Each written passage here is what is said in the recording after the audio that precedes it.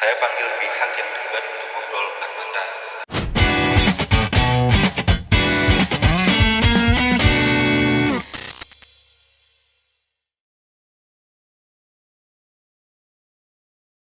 Assalamualaikum warahmatullahi wabarakatuh. Welcome to FAI Podcast. Saya Siti Alsa Amalia Rapatunisa. Saya Siti Alfiara Malapipah. Kali ini kita akan membahas sesuatu yang lagi viral, tapi sangat-sangat berkesan untuk menjadi pelajaran. Sesuatu yang sering dianggap menjadi candaan, namun sangat berfaktor kepada seseorang. Wah, pembahasan kali ini sangat-sangat menarik ya. Langsung aja kita kenalin 3 narasumber kita. Saya Muhammad Saifur Ramdhani sebagai guru BK. Saya Asep Saifuddin sebagai wali kelas. Halo, saya Muhammad Firman Aulias sebagai psikolog pendidikan. Jadi di salah satu kelas itu ada seorang siswi yang sering digoda oleh teman laki-lakinya. Nah, guru itu tuh sering nganggap kalau itu tuh cuma bercandaan. Nah, ternyata hal ini tuh serius sampai siswi itu tuh lapor ke guru BK. Gimana nih tanggapannya sebagai Epul guru BK? Biasanya sih ya berawal itu kan dari bercanda ya, hal-hal yang kayak gitu tuh. Dan juga guru pun tidak bisa mengontrol, betul? Ya.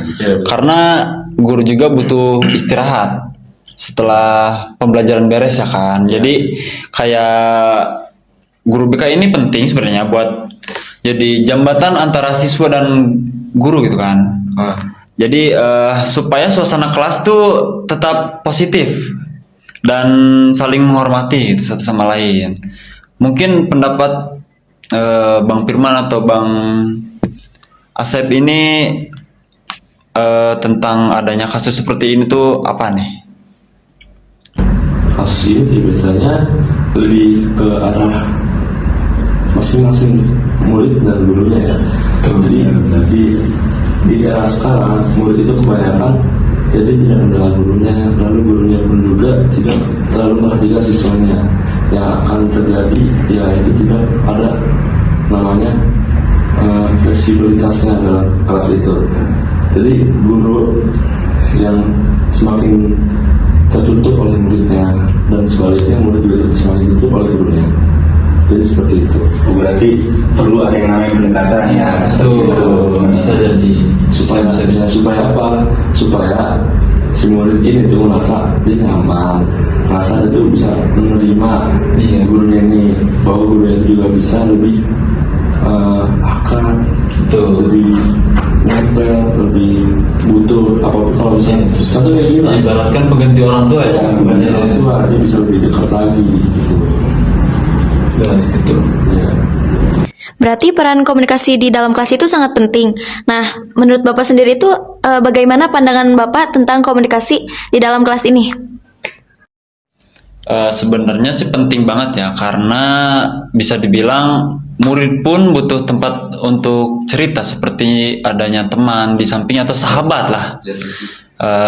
Jadi kayak bisa dibilang peran terbuka komunikasi ini butuhnya adanya pendekatan lebih dalam sih, kayak apa namanya tuh, bukan hanya menanyakan kabar kepada murid kan ya Pak. Betul. Jadi kayak apa namanya tuh, di luar sekolah pun harus tanya gitu. Mungkin dia punya masalah lain atau masalah keluarga, dan kita juga kan adanya pendekatan terbuka ini jadi memberikan solusi juga sedikit demi sedikit ya kan. Walaupun ngaruh apa tidaknya itu terserah anaknya akan melakukan apa tidak ya kan. Berarti menurut Bapak itu komunikasi ini sangat penting ya ada di dalam sekolah tersebut. Nah, menurut Bapak sebagai wali kelas, gimana nih tanggapannya terhadap masalah seperti ini? Gimana nih langkah untuk menghadapi masalah-masalah seperti ini? Langkah-langkahnya itu pertama, guru harus cepat tanggap.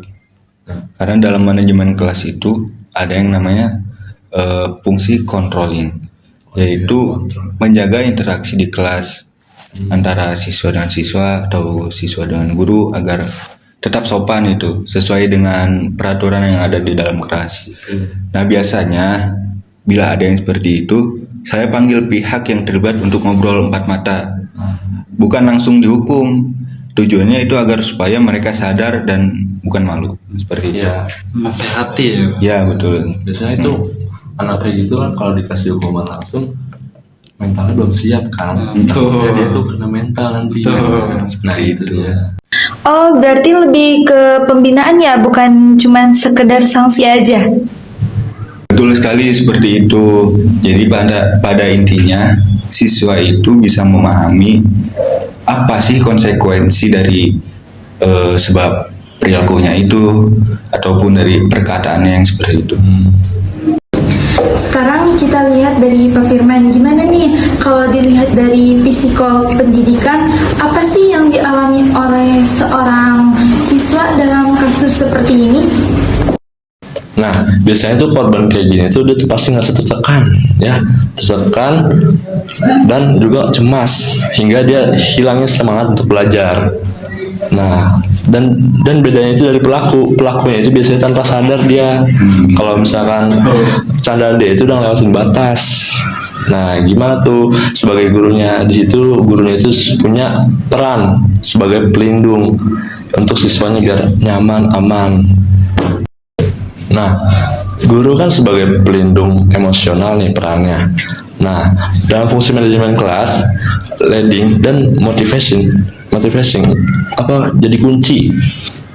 Guru perlu memimpin dengan empati, menciptakan rasa aman dan menumbuhkan kesadaran siswa buat saling menghormati. Begitu jadinya. Kenapa bisa begitu? Guru yang biasanya terjadi siswa yang seperti itu kurangnya dari peran ini juga terhadap gurunya ini. Jadi nggak dari siswanya juga. Nah iya, dari guru juga harus punya peran seperti ini. Untuk apa? Untuk bisa melindungi siswa lainnya gitu. Jadi kita bisa menyetarakannya gitu. Oh, berarti menurut Bapak ini pendekatan psikologis itu sangat penting untuk pencegahan. Betul, pendidikan, karakter, dan komunikasi sehat harus jadi budaya di sekolah. Bukan cuma reaksi dalam suatu masalah, namun kita harus memiliki aksi yang nyata untuk hal seperti itu. Oh, berarti dari pembahasan kita kali ini kita belajar jadi manajemen kelas itu bukan cuma sekedar mengatur duduk siswa atau disiplin siswa, tapi juga memberikan rasa aman, nyaman terhadap siswa. Nah, soal menjaga rasa aman dan nyaman di kelas ya. Kelas yang sehat itu dimulai dari komunikasi yang terbuka dan juga biar adanya berinteraksi satu sama lain ya kan. Dan juga tentunya dari ketegasan guru yang disertai dengan empati. Karena tanpa adanya empati, ya nggak akan terjalin yang namanya ketegasan. Nggak fleksibel dalam pengerjaan kelasnya ini. Nah, terus setiap candaan juga kan bisa jadi pelajaran, tapi juga bisa jadi luka bagi siswanya. Jadi tergantung bagaimana guru itu mengelolanya. Gitu. Kalau misalkan nggak bisa dikelola dengan tegasannya, dengan candaan yang muridnya seperti apa nih, lalu bisa menjadi mungkin kelasnya itu ya cuma bisa murid-murid, guru-guru, udah. Jadi nggak ada interaksi nih jadinya, nggak ada pendekatan juga. Nah seperti itu jadinya. Setuju banget, jadi buat pendidik, yuk kita belajar buat melindungi siswa, bukan hanya sekedar untuk mengajar saja.